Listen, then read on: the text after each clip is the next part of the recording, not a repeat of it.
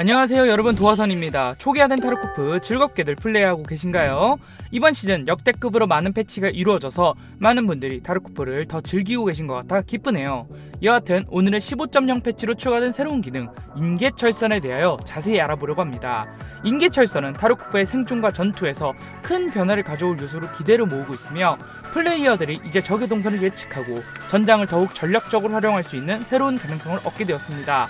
그렇다면 말도 많고 탈도 많은 인계철선에 대한 모든 궁금증 저 도화선과 함께 알아보도록 하겠습니다. 그러면 준비되셨나요? 가시죠.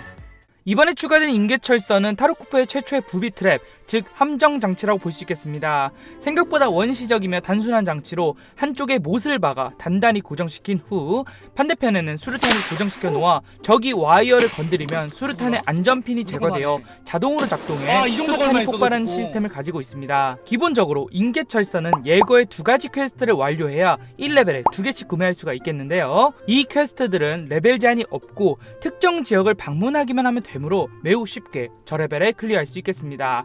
또한 스페셜 아이템으로 취급되어 스페셜 칸에 보관할 수 있으며 최대 4개까지 레이드에 들고 나갈 수 있다는 것이 특징이고, 인계철선으로 적을 사살할 시 척탄병 퀘스트가 카운터되는 것도 큰 특징 중 하나겠습니다. 물론 섬광 킬캐 퀘스트인 상황 통제도 맞출 수만 있다면 클리어가 가능하겠죠. 퀘스트 클리어를 위해 방문해야 하는 위치는 아래 영상과 같습니다.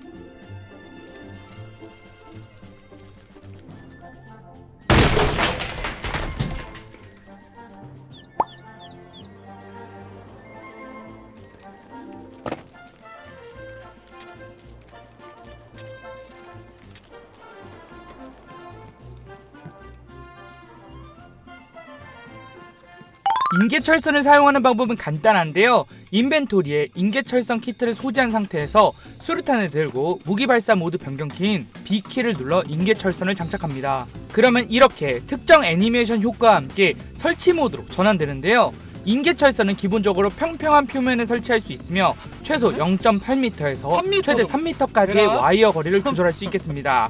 계단에 설치하거나 절벽과 같은 불안정한 지형에는 설치할 수 없습니다. 또한 인계철선은 와이어로 구성되어 있는 몸체가 생각보다는 잘 보이지 않기 때문에 이런 상황일수록 더욱 주의를 해야겠고요. 설치된 인계철선은 정확히 10분 동안 유지되며 플레이어가 인계철선을 밟을 시 안전핀이 뽑히는 특정 사운드가 나며 이후엔 각 수류탄의 지연 시간에 따라 폭발하게 됩니다. 이는 다시 말해서 우리가 보통 자주 사용하는 F1 수류탄은 3.5초의 지연 시간이 있으며 M67 수류탄은 5초의 지연 시간 후 터지게 됩니다.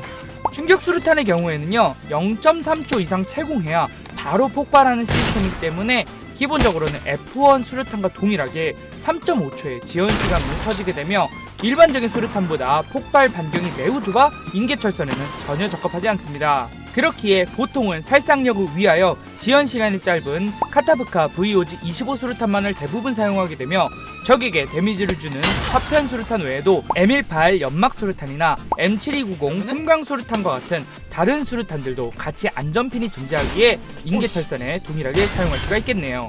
기본적으로 인계철선을 해체하려면 가까이 다가가 F키를 눌러 활성화 후 맨손으로 약 11초, 메카닉의 멀티툴을 사용한다면 약 3초 만에 해체할 수 있겠습니다.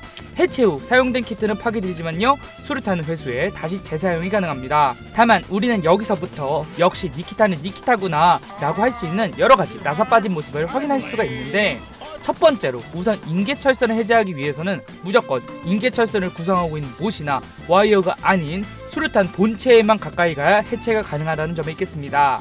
이 이야기는요, 수류탄을 집을 수가 없는 이런 환경이라면 기본적인 방법으로는 해체가 불가능하다는 뜻이 되겠고요. 만약 이런 식으로 문 같은 곳에 설치가 되어 있다면 기울인 상태에서 해체를 하셔야만 되겠습니다. 두 번째로 인계철선의 작동 메커니즘은요, 무조건 와이어만을 건드려야지만 터진다는 점에 있겠습니다. 이는 다시 말해 수류탄이나 못에 총을 쏘는 행위로는 인계철선이 작동하지 않으며 와이어에 직접적으로 데미지를 줄 수 있는, 예를 들어 아이템을 와이어 위에 던지거나 와이어에 직접 총을 쏘거나 수류탄 본체로 직접 와이어를 건들거나 하는 행위로만 인계철선을 억지로 작동시킬 수가 있겠습니다.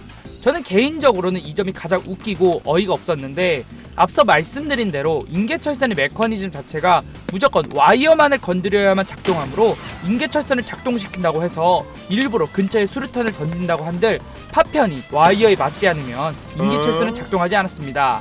또 이런 식으로 인계철선을 일자로 배치해 터지는 걸 유도한다 했들 마찬가지로 와이어의 파편이 잘 닿지 않아서 연쇄적으로 작동하지 않았습니다. 이 외에도 이러한 것과 더불어 다양한 상황에서 여러 번 테스트를 해보았는데 열의 5골은 수류탄에 의해서는 인계철선이 잘 작동하지 않으므로 적과의 대치 상황 속에서 수류탄으로 인계철선을 체크한다는 생각은 조용히 접어두시는 것이 좋겠습니다. 자, 이쯤 되면은 여러분들은 가장 원초적인 궁금증을 갖고 계실 텐데요, 바로 인계철선의 설상력에 관해서이겠죠. 트레일러에서 나왔던 인계철선에 대해 사람들은 왈가왈부가 많았습니다.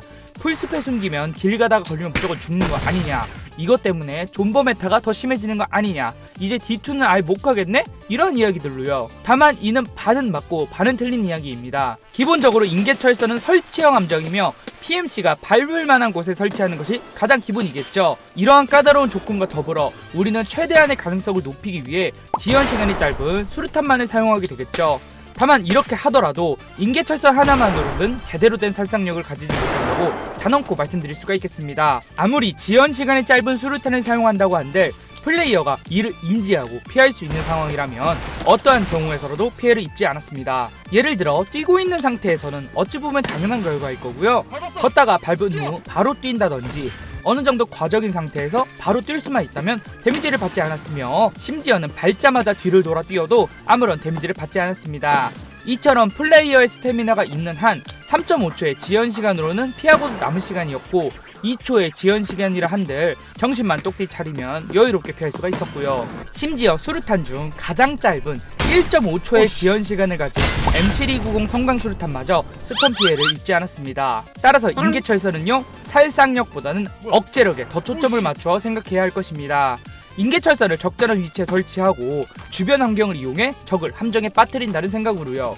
이는 다시 말해 인계철선을 제대로 이용하기 위해선 인계철선을 설치하려는 위치와 환경, 주위의 요소, 그리고 갖가지 변수들을 제대로 활용할 수 있어야만 비로소 그 성능을 제대로 발휘할 거라는 이야기가 되겠습니다. 인계철선을 사용하는 가장 쉬운 방법은 주위의 환경을 이용하는 방법입니다. 예를 들어 인계철선은 물에도 설치가 가능하다는 점에 착안해 리저브, 비숍 아래 물이 가득한 곳에 숨겨 설치한다면 당연히 이곳은 유저들이 보통 점프해 넘어가는 장소이기 때문에 인계철선을 밟기만 한다면 무조건 당할 수밖에 없는 위치일 테고, 등대 별장 위 풀숲에 남모르게 설치를 한다면 풀숲에서 점프를 하거나 뛰지를 못한다는 점에 착안해 이를 이용해 볼 수도 있겠습니다. 또 세관 기숙사 2층 침대에 걸쳐 설치해 놓는다면 처음 보는 적들은 구조물들을 뛰어넘다가 당황하게 될 수도 있겠죠. 혹은 장소의 특징을 이용하는 방법도 존재합니다. 대표적으로 좁은 장소로 꼽히는 D2 탈출구에 연속적으로 설치하는 악마와 같은 짓을 할 수도 있고, 우드의 ZB-014와 같은 좁은 탈출구에 사용하는 방법도 존재하겠습니다.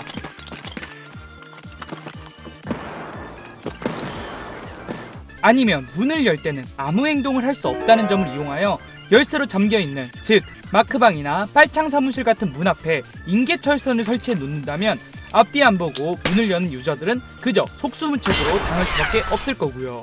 앞으로 이러한 짓들을 당하지 않으려면 어딜 가더라도 발밑 똑바로 보고 다녀야겠죠. 이러한 식으로 인계철선은 살상력을 중점적으로 생각하는 것보다는 억제력을 중점적으로 생각하는 것이 좋을 거예요.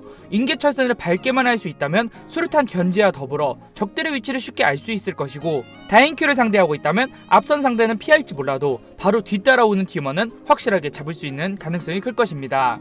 또 10분이라는 긴 지속시간을 이용해 파밍지에 미리 설치해 놓는다면 인계철선이 알람벨 역할을 해놓을 수도 있겠죠. 아니면 이런 식으로 뒤쫓아오는 보스를 잡아낼 수도 있는 거고요. 이 이외에도 많은 전략이 있다면 댓글로 공유해 주시면 정말 감사드리겠습니다. 오늘은 인계철선에 대해서 알아보았습니다. 어떻게 도움이 되셨나요? 저레벨부터 사용 가능한 인계철선은 정말 적절히 사용할 수만 있다면 전투시 큰 도움을 줄 수 있는 것은 사실이나 많은 연구가 필요해 보았고, 개인적으로는 인계철선을 통해 존버 메타가 조금은 더 심화될 거라고 생각되는데, 이는 적절한 추가 패치를 통해 니키타가 상호 보완해 주었으면 하는 문제가 되겠습니다. 그러면 이번 영상은 여기까지고, 저 도와서는 다음에 더 좋은 영상으로 찾아뵙도록 하겠습니다. 도움이 되셨다면 구독과 좋아요 부탁드리면서 이만 물러갈게요. 그러면 안녕.